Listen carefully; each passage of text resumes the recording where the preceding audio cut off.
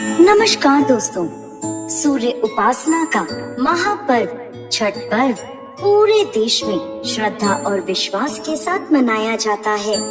4 दिनों तक चलने वाले इस पर्व में व्रतधारी लगातार 36 घंटों तक निर्जला व्रत रखते हैं और सूर्य को अर्घ देते हैं। श्रद्धालु सूर्य देव और छठी मैया की पूजा अर्चना कर अपने परिवार के लिए सुख समृद्धि और स्वस्थ जीवन की कामना करते हैं। छठ पूजा नहाय खाए से शुरू होती है और सूर्योदय के समय जल अर्पित करने वाले उषा अर्घ के साथ संपन्न होती है। यह पर्व सूर्य की उपासना, पवित्रता और प्रकृति के प्रति कृतज्ञता का प्रतीक है। पौराणिक मान्यताओं के अनुसार छठी मैया या शशि देवी को सूर्य देव की बहन माना जाता है। कहा जाता है छठी मैया के आशीर्वाद से संतान, लंबी आयु और परिवार में सुख समृद्धि आती है। आइए अब हम आपको छठ पर्व से जुड़ी एक पौराणिक कथा की ओर ले चलते हैं। बहुत समय पहले प्रियंवत नाम के एक राजा थे जिनकी पत्नी का नाम मालिनी था। विवाह के काफी समय हो जाने के बाद भी उनको कोई संतान नहीं थी। इस बात से दोनों बहुत दुखी रहते थे। उन्होंने संतान प्राप्ति की इच्छा के कई जतन किए। इसके बाद उन्होंने महर्षि कश्यप द्वारा पुत्रेष्टि यज्ञ करवाया। यज्ञ संपन्न होने के बाद महर्षि ने राजा प्रियव्रत की पत्नी मालिनी को खीर खाने को दी। खीर का सेवन करने से मालिनी गर्भवती हो गई।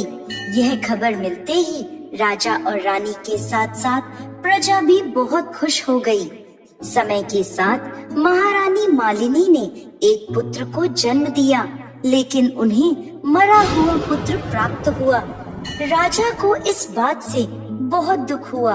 उन्होंने निराश होकर प्राण त्यागने का निश्चय किया।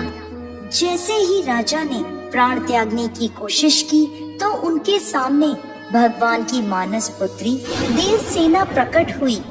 उन्होंने राजा प्रियंवत से कहा कि वह षष्ठी देवी हैं और वह लोगों को संतान का सौभाग्य प्रदान करती हैं। इसके साथ ही जो लोग उनकी सच्चे मन से आराधना करते हैं वह उनकी सभी मनोकामनाएं पूर्ण करती हैं। यदि राजा उनकी पूरे विधि विधान पूर्वक पूजा करेंगे तो वह उन्हें पुत्र रत्न का वरदान देंगी। देवी की आज्ञा मानकर राजा प्रियंवद ने कार्तिक शुक्ल पक्ष की षष्ठी को देवी षष्ठी का विधि विधान से पूजन किया, जिसके फलस्वरूप राजा की पत्नी फिर से गर्भवती हुई और उन्हें सुंदर पुत्र की प्राप्ति हुई। ऐसा माना जाता है तभी से छठ पर्व मनाया जाने लगा। जो व्यक्ति छठ पर्व की विधि पूर्वक पूजा करने के साथ साथ व्रत रखते हैं तो छठी मैया उनकी हर मनोकामना पूरी करती है। दोस्तों, छठ पर्व की एक और पौराणिक कथा के अनुसार ऋषि मुग्दल ने माता सीता को छठ व्रत रखने की सलाह दी थी।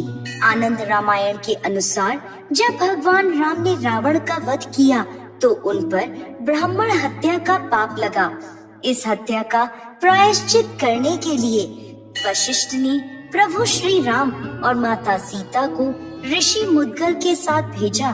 भगवान राम ने ब्रह्म हत्या के पाप से मुक्ति पाने के लिए कष्टहरणी घाट पर यज्ञ किया और वहीं माता सीता को आश्रम में रहकर कार्तिक मास की षष्ठी तिथि को व्रत रखने का आदेश दिया। साथ ही सूर्य पुत्र कर्ण की छठ कथा के अनुसार छठ पर्व की उत्पत्ति महाभारत काल में हुई थी। महादानी सूर्य और कुंती के पुत्र कर्ण ने सबसे पहले सूर्य देव की पूजा की थी। कर्ण बिहार के अंग क्षेत्र वर्तमान में भागलपुर के राजा और सूर्य और कुंती के पुत्र थे। सूर्य देव से ही कर्ण को दिव्य कवच और कुंडल प्राप्त हुए थे जो हर समय उनकी रक्षा करते थे।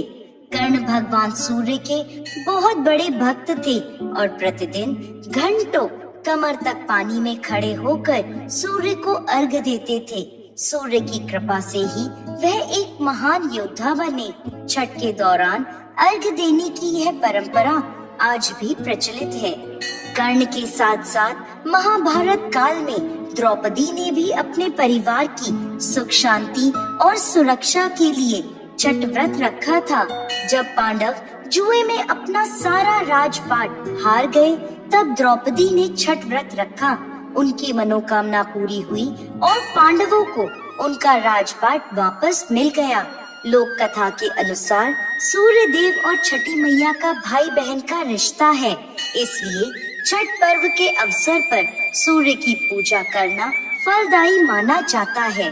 दोस्तों, इन सभी कथाओं का सार यही है कि छठ पूजा सूर्य की जीवनदायिनी शक्ति और छठी मैया के मातृत्व स्वरूप के प्रति आभार प्रकट करने का पर्व है, जिसे अत्यंत अनुशासन और पवित्रता के साथ मनाया जाता है। हे छठी मैया, इस कथा को कहने वाले, सुनने वाले और सभी व्रती श्रद्धालुओं की सभी मनोकामनाएं पूर्ण करें। जय छठी मैया।